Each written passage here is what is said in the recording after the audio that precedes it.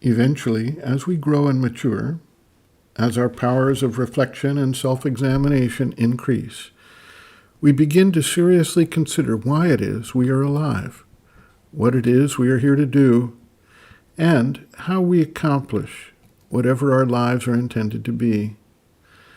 There are several aspects to this process of growth and development.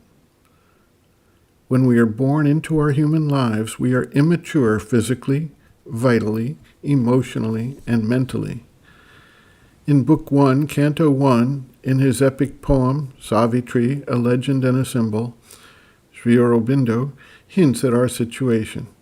Quote, "But the oblivion that succeeds the fall had blotted the crowded tablets of the past, and all that was destroyed must be rebuilt, and old experience labored out once more."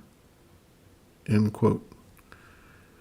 We need to develop our physical, vital, and mental framework and capacities, increase their power, and perfect their action. This is an ongoing process in our lives. Much of our early focus is dedicated to this aspect of development, and we do not, therefore, usually focus our attention on why we are doing all this.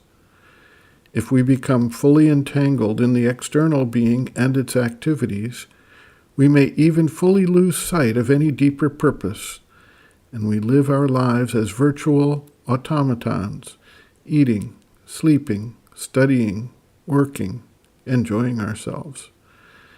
In many cases, we stop the development of our powers and simply try to exist and enjoy ourselves, and in those cases, we distract ourselves with intoxications of various sorts, whether they be drugs or alcohol, mindless entertainment, sex, etc. Others continue developing the instruments of mind, life, and body as a way of keeping some meaning in front of them. Eventually, neither dissipation nor engagement without deeper purpose suffices, and we then see people turning to the deeper questions of existence, the existential purpose that underlies everything we experience, everything we think, everything we do, everything we care about in our lives.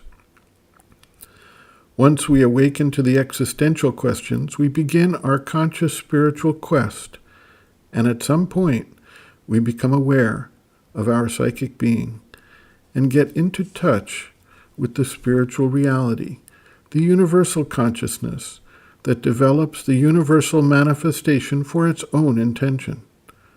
Once that occurs, we can begin to sort out with intentionality the actions and focus that help us stay consciously connected to the spiritual truth of our lives, and which help us determine how to express that in a manner that utilizes the capacities and ever-expanding levels of perfection in action that occur when we act with understanding and intention. The Mother notes, quote, "If we truly want to progress and acquire the capacity of knowing the truth of our being, that is to say, what we are truly created for, what we can call our mission upon earth, then we must, in a very regular and constant manner, reject from us or eliminate in us whatever contradicts the truth of our existence, whatever is opposed to it. In this way, little by little, all the parts, all the elements of our being can be organized into a homogeneous whole around our psychic center. This work of unification requires much time to be brought to some degree of perfection.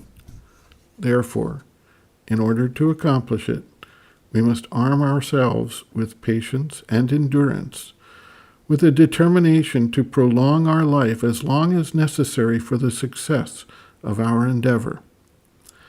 As you pursue this labor of purification and unification, you must at the same time take great care to perfect the external and instrumental part of your being. When the higher truth manifests, it must find in you a mind that is supple and rich enough to be able to give the idea that seeks to express itself a form of thought which preserves its force and clarity. This thought, again, when it seeks to clothe itself in words, must find in you a sufficient power of expression so that the words reveal the thought and do not deform it. And the formula in which you embody the truth should be manifested in all your feelings, all your acts of will, all your actions, in all the movements of your being.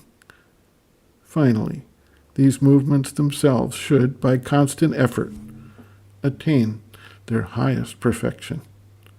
End quote. Reference, Sri Aurobindo and the Mother, The Psychic Being, Soul, Its Nature, Mission, and Evolution, Section 2, Role, Function, and Action of the Psychic, pages 65 to 66.